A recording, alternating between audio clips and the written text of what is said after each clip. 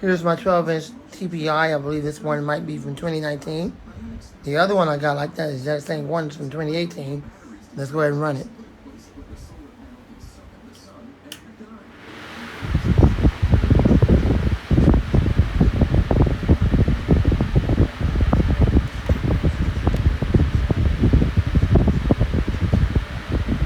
Unfortunately, the newer ones from since 2021,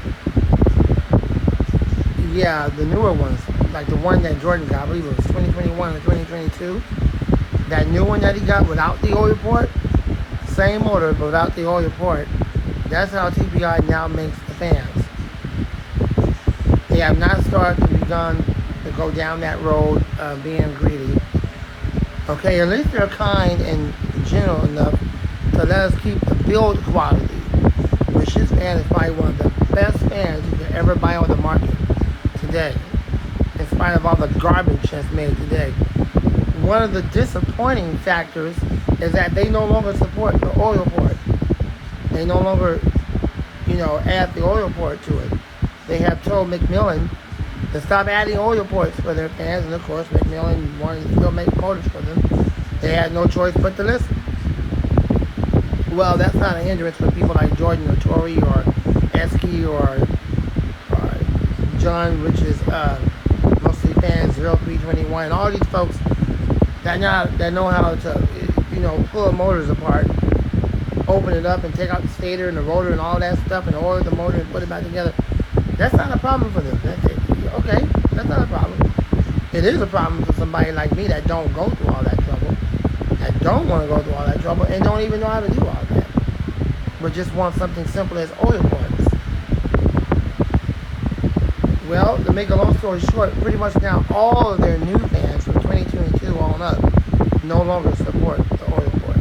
Jordan has the 24-inch one, and unfortunately it didn't come with the oil port, which is the second one they got like that, like the 12-inch one.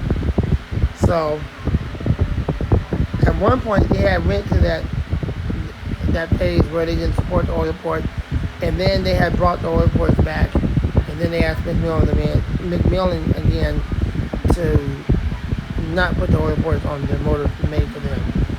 So it is what it is. I'm just glad that my 18s and my 12s have the oil port, so I don't have a problem.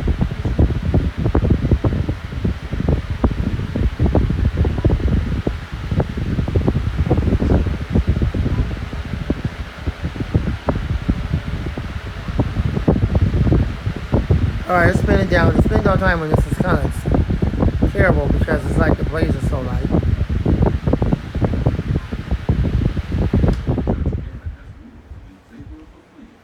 Here we go with the spin down time. It's pretty decent for light blades. It could have been better. Macmillan make their stuff really good. But the problem is they got a freaking light blade on the Macmillan motor. Thanks for watching. I hope you enjoyed the video. The Mutt Fan Man, more to come soon, and out. Forget it, because you're not going to hear the wind stream from this fan.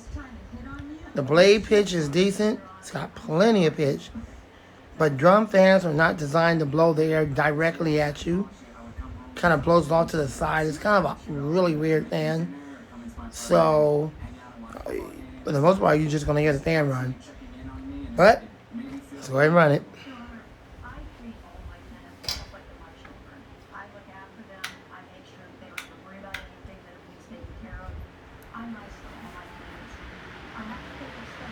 It has a very faint startup sound. You're not going to hear no wind stream from this thing. This thing don't move air directly at the camera or us, or even me. So it's just running. All you're going to hear is fan noise. Nevertheless, it's in my collection. Probably one of the worst fans I got in the collection, but I personally don't like drum fans. This is before I even knew that these garbage fans threw the air around like that. Anyways, enjoy the video.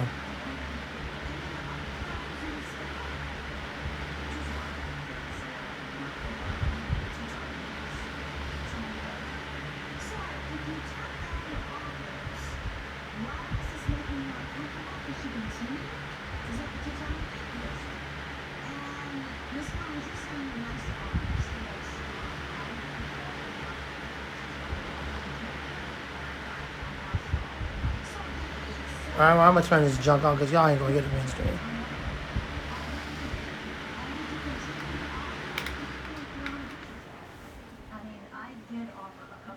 Here's what it is. I've used this a couple of times as an exhaust fan, and it seems to do pretty good, but I don't know. Personally, I mean, if you're right up on it, you're gonna feel a little something.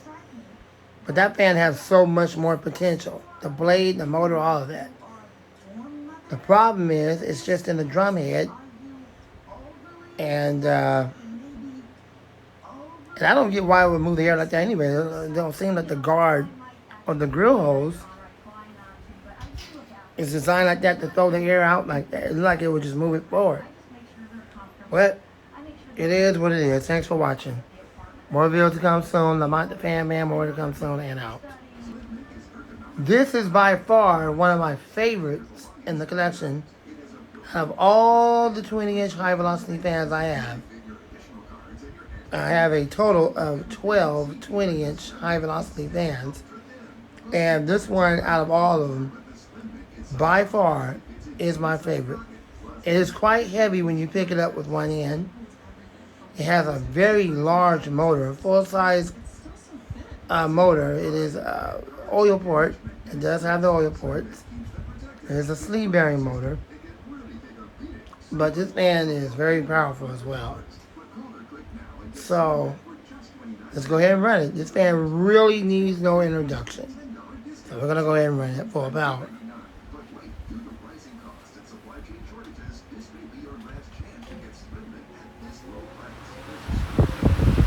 It actually has a startup sound. I don't know if you heard that.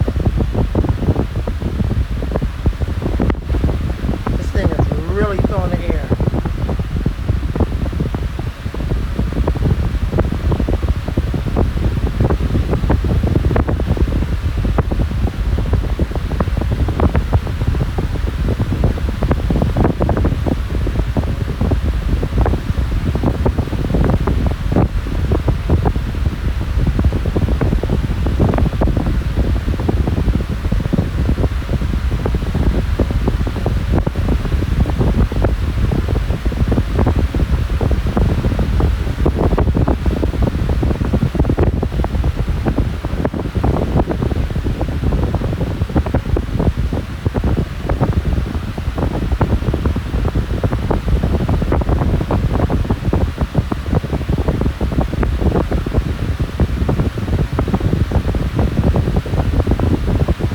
They claim that this fan moves 7,500 cubic feet per minute.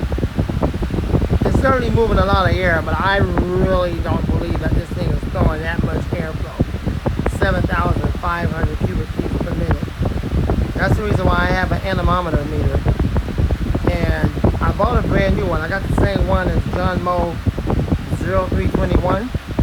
I got that same one. The one I had prior to that was a little tiny baby one. It's like a little tiny baby yellow one, so I upgraded to the same one he got. And he does the feet per minute when he does those kind of tests. You can measure the CFMs, the cubic feet per minute, or just the feet per minute as we refer to it as. And it can kind of give you an idea of how much airflow this thing is really moving. But the manufacturer claims that it moves 7,500, but that's a bunch of baloney. I mean, this thing is strong, but my goodness. 7,500 cubic feet per minute is very strong. One day I'm going to get my meter to actually do that. Maybe next time when I record this, I'll actually do that. I have to pull it out. I got it not too long ago. Alright, let's spin it down.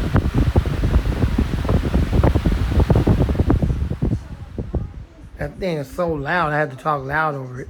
Just so y'all can hear me on video. Spin down time is decent. I haven't oiled this since I've had it.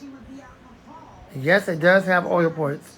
Thank God it has oil ports. So when it comes to servicing this, the only thing I have to do is just give it oil and wipe the blades down front and back. Unfortunately, I don't have the proper tools to take the blade off. I don't have the Allen screw. Now, yeah, I got to get the Allen screw.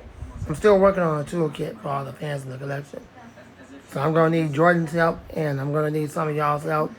Maybe mostly fans 0321 If y'all can get in the comment box and recommend tools that I would need for each blade. Like most of the blades are Allen screws, set screws, like the Phillips, like the ones from the TBI is like a hectagon. It's like really weird type of set screws. Most of them are Allen. So that's something I need to work on when I start getting my toolkit. So I'm able to pull the blades off and actually get it cleaned up and put it back on. Thanks for watching. I hope you enjoyed the video. Lamont the Fan Man. More to come soon and out.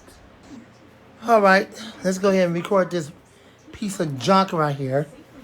I bought this fan a while back off of Amazon because at the time I was trying to look for a box fan on a stand. Well, the only thing they had at the moment and at the time was this junk right here with a brush DC motor, which means it has little metal arms that's supposed to make the motor spin. And the brushless motors are slightly better because they're magnetized. The brush motors sound like garbage because those little arms get worn out real quick. So if I was to put this in use and in service, like heavy use all the time, those little arms will wear out and eventually it would stop working. Brush motors never last long at all. What they should have done was put a little C-frame motor in there. And I think their whole idea was to make this fan portable because it is battery powered. So, and you can't do that with a C-frame motor or any AC motor. It has to be AC powered. So their whole purpose was to put, to make it a battery powered fan. But they put the wrong kind of stinking motor in there. They put a brush motor in there, brush DC.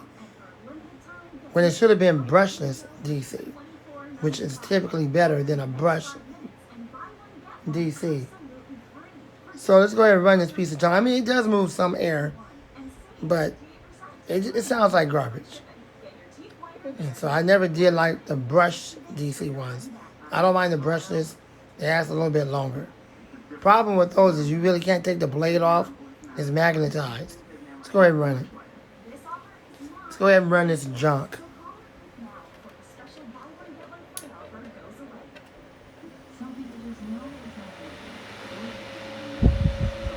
Well, at least it has a loud whine to it. I like that. That's about all it has going for it. Don't be surprised if you don't hear no wind stream from this thing because it's junk. I'll see if I can tilt it back a little bit more.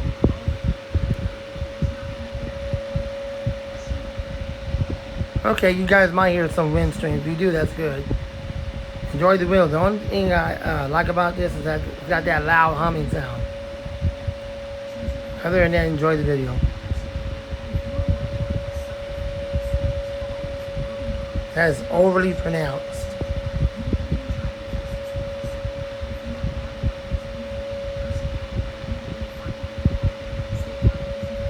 And that's at full power.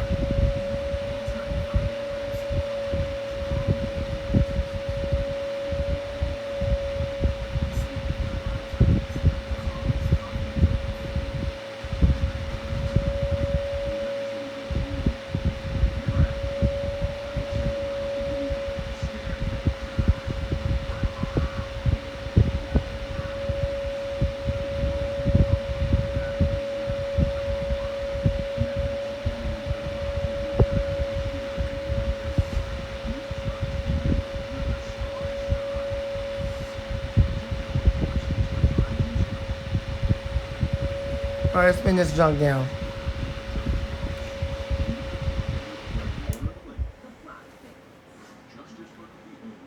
Well, kind of like it went back a little bit. It wasn't much. It did kind of go back a little bit, but it wasn't much. Don't let that fool you. Don't let that deceive you at all. It is a brush DC, not brushless. Anyways, that's enough. That's it. I'm getting ready to go to sleep. I'm going to record some more later on tonight. Thanks for watching. The Fan Man. I got those new Ken Brown fans coming. I got the 14-inch Ken Brown coming today with the Royal Blue Blade, high velocity. I got the 20-inch coming tomorrow with the Royal Blue Blade, 20-inch. You will be seeing both of those in the studio. Going to go along with the tip wear, which is the navy blue blade. Kind of like the navy blue color that Patton used. Anyways, thanks for watching. I'm not the Pan Man. I'm tired and want to sleep. And out. Attention, everyone. The government is trying to get into our phones by making the Amber Alerts and all those things go off. They're trying to get into it. They're trying to break into it. So it is very important, if you live in Canada or if you live in the West Coast or wherever you live, at 11:20 a.m., all phones must be powered down completely for 10 minutes. This is coming from the Amber Alert people. This is not something I'm making up. Alright, my sister told me about it, so I thought I'd get on YouTube and warn everybody. At 11:20, turn your phones completely off. Don't just turn off the screen. Shut it down completely for 10 minutes. And at 11:30 a.m., wherever you live, or at that time, then you can turn it back on. Very important. You don't want the government in your phone going through your privacy and trying to mess with things. They're trying to hack into the phones. So you don't want that to happen. Very important that you turn your phones off over here in the West Coast in Canada from 11:20 to 11:30. All right. Thanks for watching.